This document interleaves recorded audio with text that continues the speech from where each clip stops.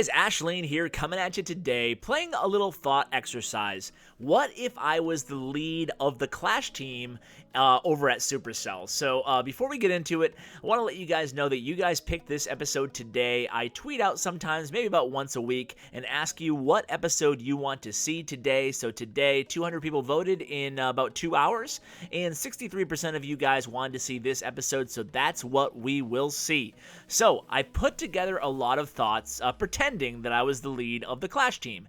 And the way we're going to structure this episode, I think, is to go over some ground rules, and then there'll be 3 parts of the episode. 1 going over the current issues, 2 going over the first update that I would launch as the lead of the Clash team, and 3 would be my next big update introducing a brand new feature to the game. Now, before I do that, I did want to mention this first replay you're going to see is me game testing my favorite bowler walk strategy. It's bowler walk into queen walk into mass Valkyrie attack. This is a 3-star, but it's not against a maxed out base, but a lot of people are asking me for bowler strategy. I'm working hard in the game to come up with something, really refined that I can share with you guys, so enjoy this replay. It starts off with a bowler walk, and then one bowler got away from me. It kind of messed up the raid a little bit, but one thing I would advocate is using rage on the perimeter. Anyway, let's get back to the thought exercise while you guys check out this raid.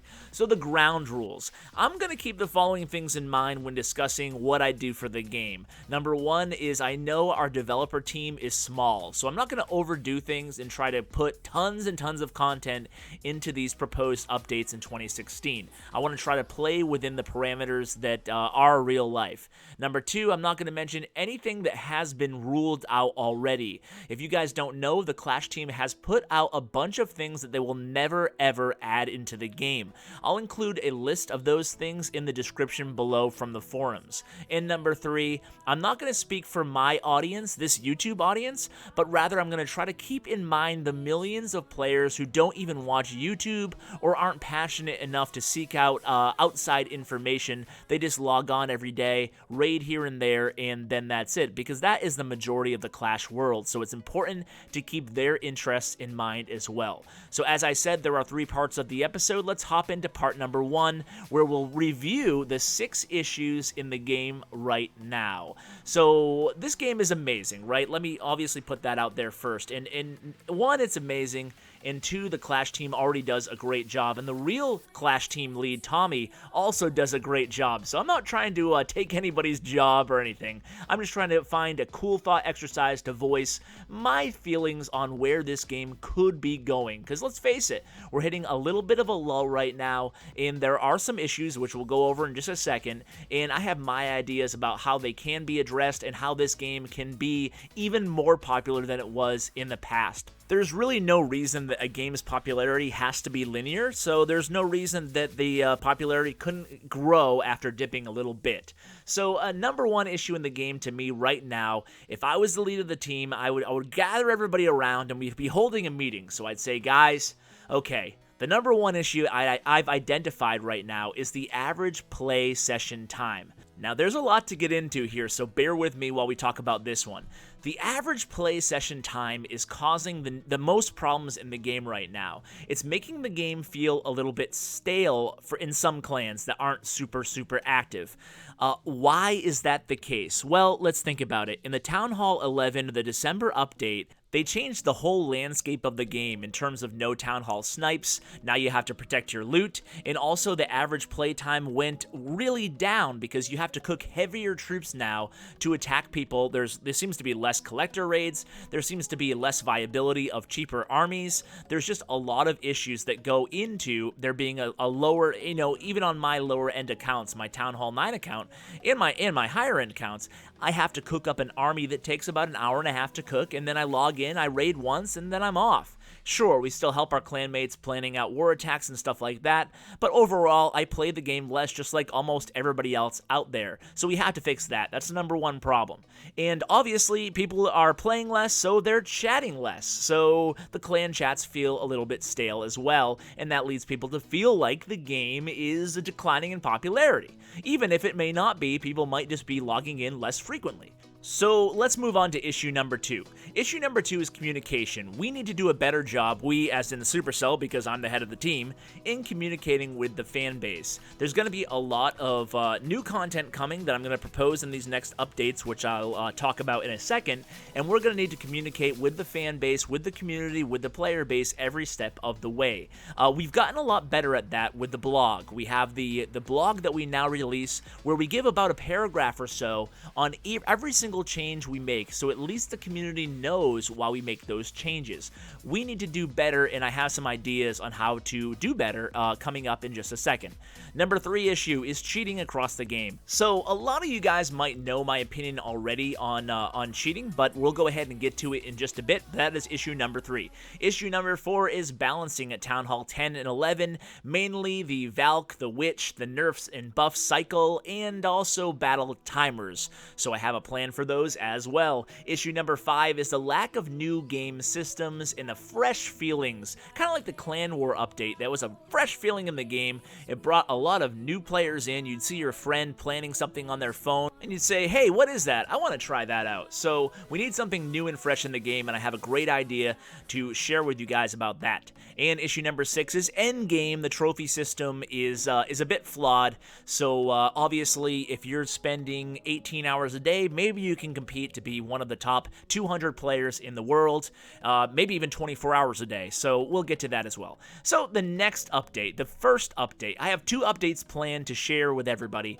The first one is a little bit smaller, the second one is a brand new game feature. So the first update is going to be addressing 5 of the 6 issues we just talked about. It's going to be a little bit smaller, and the second one will be a little bit bigger. So issue number 1, it's going to be all about the average play session. So the challenge here is not to devalue all the time and money people have already spent on the game in the last 3+ years, right? So if we simply revamp the entire system and say, okay, troops now, take 10 minutes to cook up a full army, well then all the loot that was previously gained and spent throughout the last, like I said, 3, almost 4 years now is worth nothing. So we can't do that. So we have to be a little bit more creative here. So my idea is to boost barracks with resources rather than gems. So that might sound a little strange and a little weird and maybe even stupid at first, but when you think about it, you're investing a little bit and you're recouping, and recouping takes time, and it will strongly affect the public, the non-YouTube watchers, players out there. So this doesn't have to be the only solution, or it might not even be the solution, but it's just an idea, just brainstorming here. If you boost your barracks with a little bit of resources, not a lot, but just it depends on your town hall level. Kind of like how matchmaking takes resources to find a match, and that matchmaking cost goes up and up and up the higher you are in town hall levels. Well, I think the boost barracks cost would also go up and up and up the higher you are in town hall levels as well, and you could recoup some of that boost cost just on the league bonus, so it would further encourage high-level town hall players to play in higher-level leagues instead of having everybody milking down below, because that's become a little bit of a problem as well. So investing your resources while boosting would cause 2 things to happen. Number 1 is mentally, you'd want to make back those resources and more. That would take time, ergo, your play time would actually increase. And obviously, if you're boosting, you're pretty much committing to an hour of play time as well. So those 2 things combined would make for longer play sessions. What about some other less drastic ideas? Well, how can we make cheap armies useful again? That is a question that deserves an answer, and deserves some real pondering too. So a few ideas that I'll just throw out there are, number 1, we can make single-player maps refreshed daily. And single-player maps are certainly easy enough that you can use cheap armies on, and you can find new fun strategies. And it would be nice if there were new single-player maps. So new single-player content would actually be good, and would also increase your average playtime, increase your chance of chatting with your clanmates, and increase the vitality of your clan and the whole player base as well. Number 2, you could use quests. Now, Mastermind on the forums, I'll go ahead and link that in the info below, but Mastermind has about 100 quest ideas in his thread. A lot of them are really good, so you guys can go ahead and look through those, but we already have the daily 5-star get a loot bonus type thing. I think that could be expanded expanded upon, give us more reasons to log in every single day. If you look at MMOs, a lot of them have dailies and weeklies. These are quests that you keep track of, and it makes people log on, gives them another reason to log on every day and accomplish something. And the last thing is, we could reduce troop cook times, and that could be built into the clan perk system. That would give a twofold solution, right? So more clan perks are always a good thing, and they could be built into levels 1 through 10 already. It wouldn't be additional clan perk levels. Instead, level 5 clan would now get a 10% reduction on troop cook times. Now, that's not going to fix anything, but it will be a step in the right direction. So let's go ahead and move on to number 2. So average play session, number 1, the solution there in my world is going to be the boost barracks with resources rather than gems. Number 2, communication. My number 1 idea here would be for a monthly hangout with a developer or a community spokesperson. Because I'm the Clash team lead, hey, I'll go ahead and volunteer, guys. But if one of you guys who have been here a little bit longer than me wants to step up, go ahead and do so. I think we need a community spokesperson to really answer questions on a one-on-one, more interactive basis, and it could be moderated, and there's a lot of ways you could do it. It might not even have to be video communication. It could be as simple as something like a Reddit interactive AMA type thing, which they've actually done in the past. It's been a couple years now, but they've done it before. I would love to have them do that again. Issue number 3 that we'll be addressing in this first update is cheating. So in order to prep us for the big update, we have to fix cheating in the game, modding namely, and I have a solution for that, and I'll outline the solution and then talk about it briefly after that. So the solution is going to be a blanket warning that's going to be sent to every single player in the game, in-game, and number 2, it's also going to be announced by us in our blog on the forums that we are cutting down or cracking down on cheating. So that will be the first step. The second step will be 30-day bans to anybody who does cheat after that. We'll start with the most high-profile cheating clans. If we have to start somewhere, if we can get blanket cheating down across the board, we'll go ahead and issue bans across the entire game that way. So why is it going to be that? Why not just ban people right off the bat, and why not lifetime bans? Well, it can't be too punitive in my opinion here. I'm trying to look at it objectively. First of all, we don't want to lifetime ban probably millions or thousands at least of players. I mean, as the Clash team lead, I want to be cognitive here that we don't want to lose a quarter of our player base. Okay, it's not a quarter, but we don't want to lose 10% of our most passionate player base in the game here. And there's probably some people out there who never wanted to use, modding or cheating, but they saw their friends doing it, or they wanted to get into a clan where everybody peer pressured them to do it, and they saw that Supercell wasn't enforcing it, so they just picked it up and started doing it to try to not be the worst player in the clan. So we can't really fault them too much. Of course, we can fault them and we can enforce it, but I think the onus is on us to fix the ways. Think of someone who's been cheating on their taxes for years and years, and the government doesn't crack down on them. Well, more and more people are going to start cheating on their taxes because they see more and more people getting the advantage from it. And it's at a certain point, at some point,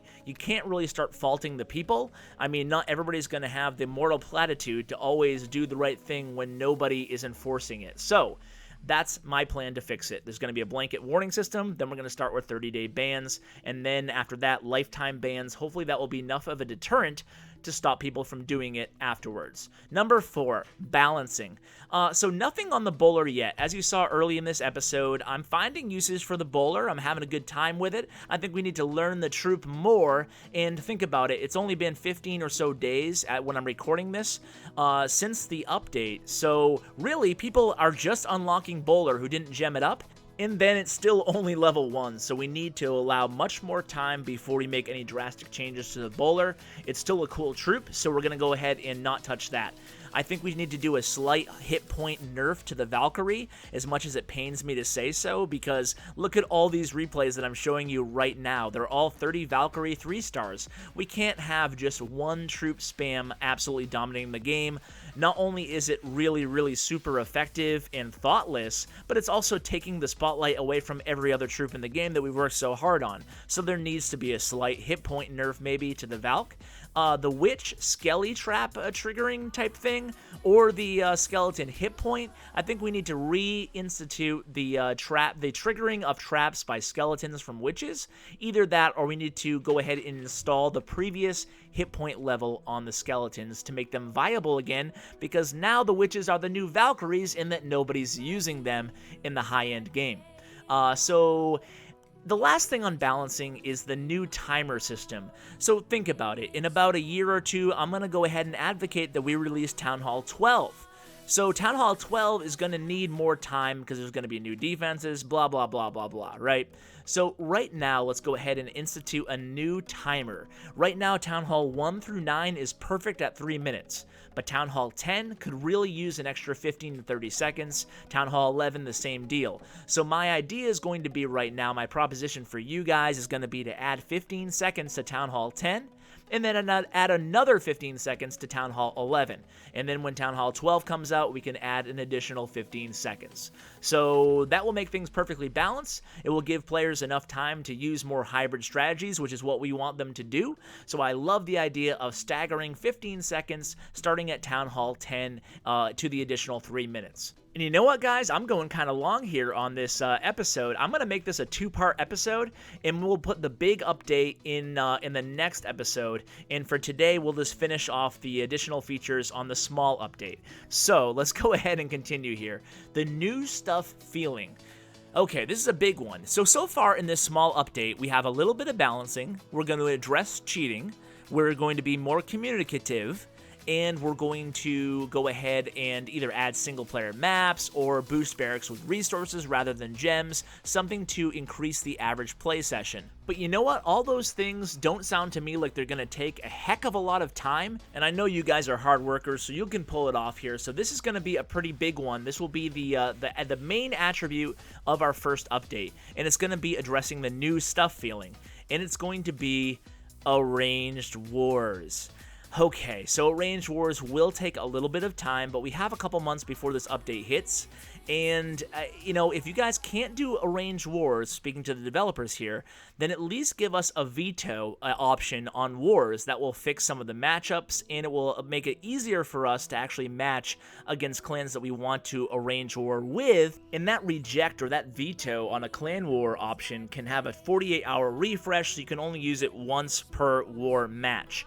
And also, maybe some new clan perks thrown in there, and maybe a new leaderboard system. As far as clan wars, there's no leaderboards right now for clan wars. It'd be nice to have one of those as well. And new clan perks, well, we have clan perk 11, 12, 13, 14, 15. Maybe we could add something small in there just to give people more reason to continue to grind on those clan levels. There's a lot of level 10 and even 11 clans out there right now. But back to the Arranged Wars, just to finish up here. The Arranged Wars are only going to affect a hardcore minority of our audience, so I am totally aware of that. But let's face it, everything else in this update is going to make quality of life go way up for all the rest of the masses. So we need to feed something to our more hardcore audience, keep them active, and when they're active, then hopefully there'll be a trickle-down effect, and everybody will be happy. So Arranged Wars will be pretty simple. We're not going to overcomplicate things. It's going to be that there'll be a new tab in the war section, and it will be invite a team to war. And all you have to do is enter in that team's clan tag ID. And then that clan leader, as long as they're not on prep day or battle day or in a war right now, will receive a message in their inbox, and they open it up, and then comes the war prep screen. And if they choose to accept the war, the person who sent the invitation will dictate how many people they have in their war. You'll be able to see their side of the war map already selected, and then what you can do is fill in your side of the war map. You can opt people in and out, and then a final confirmation goes to the other person to make sure everything's okay with them. They click accept, and then you have a war. And that will be really fun. You can do 10 versus 10s that way, and you can do, 20 versus 20s. You can do all kinds of cool scripts scrims. It's just a really cool idea. And even though there's probably only, 5% of clans right now, or maybe even less, actually engage in arranged clan wars that they do on their own, I think if you add this feature in-game, you'll start seeing a lot more people take advantage of it. A lot of clans with 20 people in them might split into clans of 10 and 10 just to have cool civil wars. So guys, those are my ideas for part 1 of this episode. Part 2 will be covering the second big update, which will be a tournament system. So guys, I'm curious to hear what you think of my ideas. Thank you so much for listening till the end. If you did listen till the end, let me know. I want to give you props in the comments below. So guys, thanks so much for listening, and as always, take care.